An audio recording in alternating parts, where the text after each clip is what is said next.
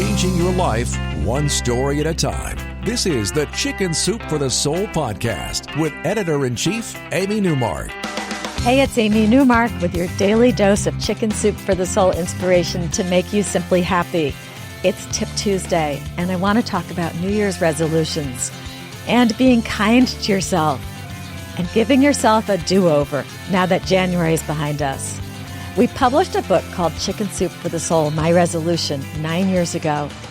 And even though that was more than 100 books ago for me, I've never forgotten one particular story in that book by Rebecca Dejarjove. It's called Baby Steps, and it's about how Rebecca handled her own failed New Year's resolutions. So Rebecca says that when January came along one year, her weight was at an all-time high.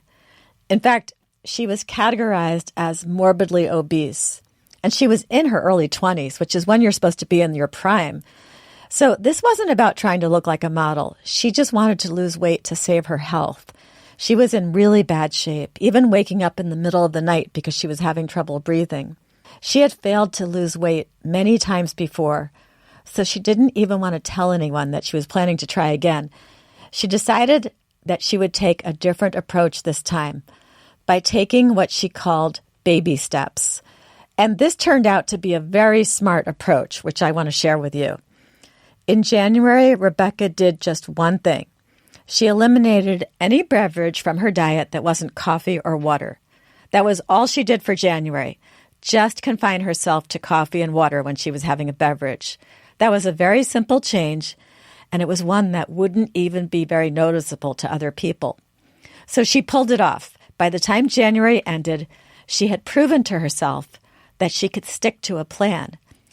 And just by changing what she was drinking, she had already lost weight. She didn't know how much weight she had lost because she actually had not weighed herself before she started. But she knew it was working because her pants were not as tight. Now that she knew that she could stick to a plan, she started telling a few people at work that she was trying to get fit and that she was going to try to get fit just during the month of February. She figured she could do anything for just 1 month, especially when it was the shortest month of the whole year. And she was surprised to find that some of her colleagues said they would do it too, just for the month of February.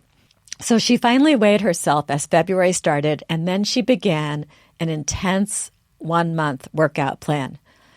3 days a week, she did her entire body by using free weights, and then another 3 days a week, she did cardio. And when she didn't feel like working out, she just reminded herself it's only 1 month. Plus, she noticed she liked how she felt as a result of exercising. So by March, she had lost 18 pounds. And then she said, I'm done with February. I did my short month. I'm giving myself a break and coasting for a while. So she decided, I'll just stay this size. She went out and bought some new clothes, and she gave herself time to adjust to her new size. But it turned out that by relaxing about the whole thing, she maintained for the rest of the year. And in fact, she continued to lose weight, and she got more fit slowly and steadily. So by the end of the year, she was down 40 pounds. But she still didn't do anything intense until the next February came along, and then she was ready to do her 1 short month intense program again. So she did it the same way as the previous year, but just for the month of February.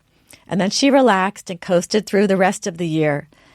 But by the end of that second year, she was down 70 pounds from where she had started 2 years before.